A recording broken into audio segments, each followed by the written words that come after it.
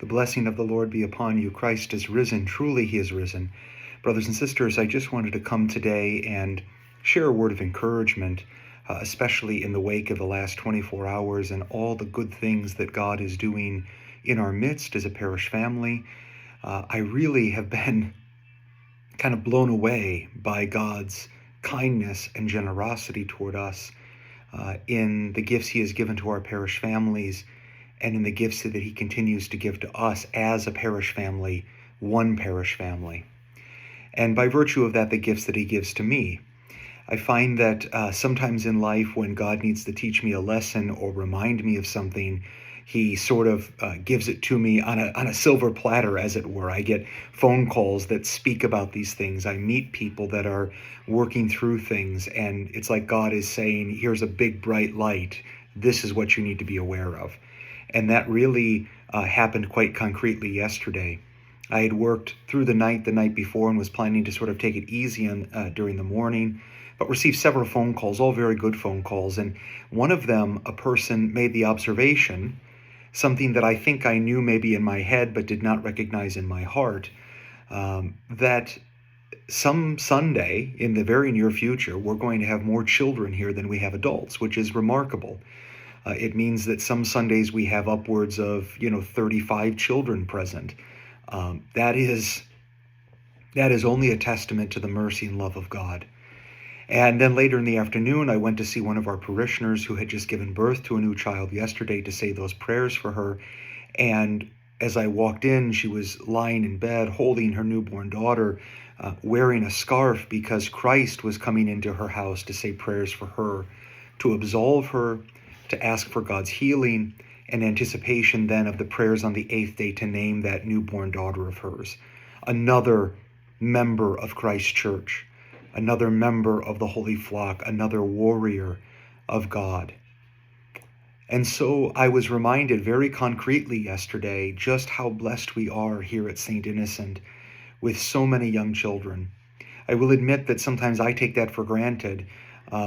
Sometimes I am even impatient in thinking about why my own kids and other kids are not growing up at the rate that they should be. And then I have a day like yesterday where I remember just how good God is, and where I remember that God continues to nourish and grow his holy church. And while he could do that in many other places, he is doing that very tangibly and concretely here at our beloved St. Innocent. And so I just want to encourage you, brothers and sisters, as I'm down here today in the parish office. I have Sophia with me. She's in the other room doing her own thing as I do work here in anticipation of Vespers tonight. But I want to encourage you just to remember that being an Orthodox Christian, particularly if you have children, is your vocation. I used to, years ago, when people would say to me, what do you do? I would talk about my job first. I am a professor, I am a chaplain, I am whatever it might be. And I realize now I don't do that as often. I do say I'm a priest, but being a priest is not a job. But I do often defer to the fact that I'm an Orthodox Christian. And I'm very open about that. I'm very open about being a Russian Orthodox Christian, because I think that matters. It doesn't mean that other Orthodox are bad. It just means we are unique in our own way. We have our own spirituality, our own way of praying. And so for all of us, be strengthened, be encouraged to remember that this is your vocation. Your vocation is not primarily that you are a teacher, that you are a lawyer, that you are the manager or owner of a company, that you work in taxes, that you are a doctor, that you are a nurse. Those are our jobs. But our vocation, what defines the expression of God's will in our lives, is that we are Orthodox Christians and that we have children who are Orthodox Christians. That is our number one job, to raise up our children in the faith of the Holy Church. Now, you might be saying, I don't have children anymore, and that might be true, or I never have had children. That's true as well. There are people like that, but this is a family. And so every child who is in that temple just behind my right shoulder, that child is your child as well. And so even if you're not physically raising that child at home, you are praying for that child. You are raising that child in the Holy Church.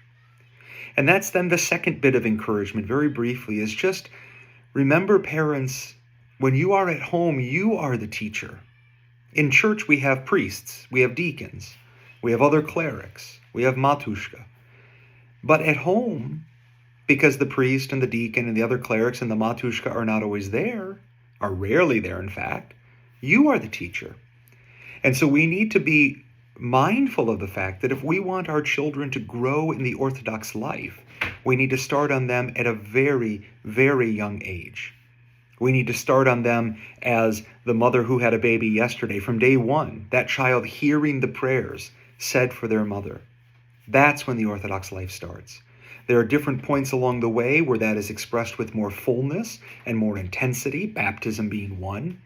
But from day one, and I would say even from a mother's womb, as the mother hears the gospel and the gospel goes down into her womb, into the ears of her child, as the mother receives the mysteries and those mysteries affect that child, we need to remember that our children from the mother's womb are our responsibility. And so we need to model for our children what it looks like to pray. Brothers and sisters, if you are not saying prayers every day, and I don't even mean 30 minutes of prayers, I just mean going to your icon corner, lifting your eyes up on those sacred icons, making the sign of the cross, and saying, "O Heavenly King, the Comforter, the Spirit of Truth," and saying just the Trisagion prayers, if that's all you do, and your children see that, that is a gift. So you cannot go a day without praying, so your children can see you praying and can learn to pray with you. And also then modeling good behavior for Orthodox Christians, even standing still. You know, I often think about my own kids and how I know that at certain ages it's hard to stand still in church, but if they can learn to stand still at home when we say our prayers, they will soon learn to stand still in the Holy Temple. Even things like forgiving one another. There's a practice in many monasteries at the end of Compline where the monastics will ask forgiveness of each other. That's a practice we should do every night before we go to bed. Even if we're saying very short prayers at night, depending upon our prayer rule, looking at our brothers and our sisters in the faith and our biological children, our spouses, and saying, "Forgive me." And having them say back to us, "Mommy, I forgive you. Daddy, I forgive you. Sweetheart, I love you. I forgive you." We need to model this behavior at home. Some of the examples of great tragedies in the church where people have, come into the church and left the church, to a person, my experience has been that they did not live this life at home. They were very faithful in coming to church. They loved the Holy Church, but this life was not modeled from start to finish in the temple, outside the temple, every moment, every breath. We have to do it for our children, if not for ourselves. And finally, then, remember what the scriptures say. Train up a child in the way that he should go, and when he grows old, he will not depart far from it. Again, the great tragedies are people that didn't do this with their kids. The schools today, even private schools, are not what they used to be. I grew up in a private school, a parochial school. It's not what it used to be. Brothers and sisters, the world runs so hard against us, but we are not of this world. If you send your kids to public school or private school, may it be blessed. If you homeschool your kids, may it be blessed.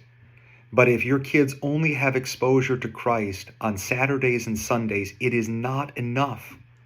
It is not enough to save them from what the scriptures call this wicked and crooked and perverse generation.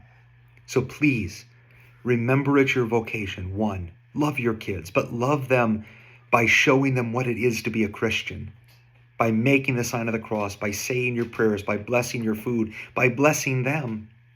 Two, remember that at home you are the teacher, not me. I give you all the tools in the divine liturgy and during catechesis, but at home you are the teacher. And finally, remember the promise. Train up your children in the way that they should go, and when they grow old, they will not depart far from it. We have almost 40 potential Orthodox adults. Now is the time to be showing them this more excellent way. God strengthen you. And remember, give thanks to God for the newborn daughter of our parishioner, for the newborn daughter of our other parishioner, for the child of our parishioner who is now in the womb, and for all the kids that God has given to us, and for the kids God will give to us. We need to have more. May God grant it. May God bless us. And may God always remind us of this great and sacred life that he has called us to live. For he is good, and he loveth mankind. Amen. The blessing of the Lord be upon you. Christ is risen. Truly he is risen. God bless you.